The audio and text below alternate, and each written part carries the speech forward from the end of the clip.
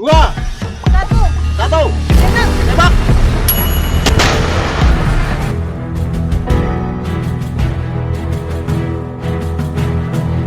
Halo guys, berita menarik kali ini datang dari BIN atau Badan Intelijen Negara Indonesia, yang mana sebuah kelompok pemantau senjata yang berasal dari London, yaitu Conflict Armament Research atau CAR, melaporkan bahwa BIN telah membeli ribuan mortir dari Serbia untuk digunakan dalam operasi di Papua. Tak hanya mortir, menurut CAR, BIN juga telah membeli sekitar 3.000 inisiator elektronik dan 3 unit perangkat pengatur waktu yang biasanya difungsikan untuk menghancurkan bahan peledak. Seperti dilansir Reuters, organisasi yang berasal dari Inggris itu mengatakan sekitar 2.500 mortir itu dimodifikasi agar bisa dijatuhkan dari udara dan tak perlu menggunakan tabung mortir lagi. Operasi itu dikabarkan terjadi pada tahun 2021, di mana sejumlah mortir dijatuhkan dari udara ke desa-desa di Papua.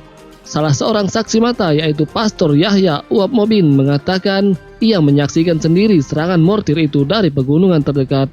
Mereka menggunakan drone kemudian menjatuhkan bom sehingga membuat rumah dan gereja terbakar. Seorang penyelidik Papua yang bekerja untuk konsorsium 8 kelompok hak asasi manusia dan gereja, Eneko Bahabol, juga mengatakan bahwa 32 mortir dijatuhkan, termasuk 5 yang tak meledak.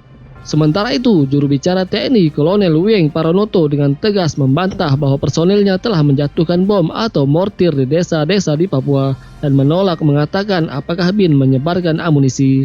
Terkait soal pengadaan senjata, salah satu sumber Kementerian Pertahanan mengatakan pihaknya tak pernah menyetujui pembelian atau peraturan apapun yang memungkinkan BIN mendapatkan amunisi. Ex-Jenderal sekaligus anggota Majelis Kehormatan Dewan atau MKD Tubagus Hasanuddin mengatakan BIN bisa memperoleh senjata ringan sebagai pertahanan para agennya, namun lain halnya jika senjata kelas militer.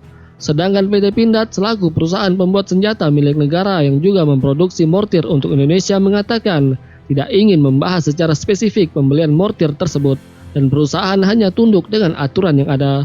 Seorang anggota Komisi 1 DPR yang membawahi BIN juga buka suara. Ia mengaku menyelidiki sendiri temuan laporan CAR untuk memastikan apakah ada kesalahan atau tidak. Pejabat itu juga sudah mendekati BIN dan PT Pindad untuk meminta penjelasan, tapi tak mendapatkan penjelasan apapun. Meski sejumlah pejabat Indonesia membantah atau bungkam, Serbia telah mengonfirmasi bahwa Krušik membuat mortir berdaya ledak tinggi M72. Menurut laporan CAR, mortir itu dijual bersama dengan 3.000 inisiator elektronik dan perangkat pengatur waktu ke pemasok senjata Serbia Zenitprom DOO pada Februari 2021. Zenitprom DOO kemudian mengekspor amunisi tersebut ke PT Pindad untuk BIN. Saat awal proses pengadaan, yakni pada 6 Oktober 2020, BIN memberikan sertifikat penggunaan akhir kepada otoritas Serbia dengan nomor R540-X-2020.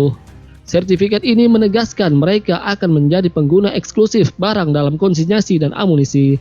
Mereka juga tak akan mengirim atau menjual ke pihak lain tanpa izin dari pihak berwenang Serbia. Lebih lanjut, laporan tersebut menerangkan bahwa tak ada permintaan untuk mengirim senjata sebelum serangan di Papua. CAR mengatakan Serbia mengkonfirmasi nomor lot pada cangkang yang digunakan di Papua sama dengan yang dibeli oleh BIN. Beberapa rincian laporan tak bisa dikonfirmasi secara independen, termasuk nomor lot yang cocok dengan mortir, transfer pengiriman amunisi ke BIN, atau apakah BIN mematuhi sertifikat penggunaan akhir. Bahkan Reuters juga tak dapat menentukan siapa yang memodifikasi mortir atau mengapa BIN membeli timer dan penyala. CAR menuliskan bahwa BIN telah memberi pemerintah Serbia sertifikasi verifikasi pengiriman, meskipun Reuters tak bisa mengkonfirmasi secara independen bahwa senjata itu sudah di tangan BIN. Situasi keamanan di Papua telah memburuk secara dramatis sejak April 2021 lalu, setelah kelompok separatis membunuh kepala kantor BIN Papua dalam penyergapan. Selain itu, menurut pernyataan pelapor khusus PBB, ditemukan pelanggaran yang mengejutkan dari pemerintah Indonesia antara April dan November 2021 lalu. Mulai 10 Oktober 2021, helikopter dan drone menembak dan menjatuhkan amunisi di 8 desa di distrik Kiwirok selama beberapa hari.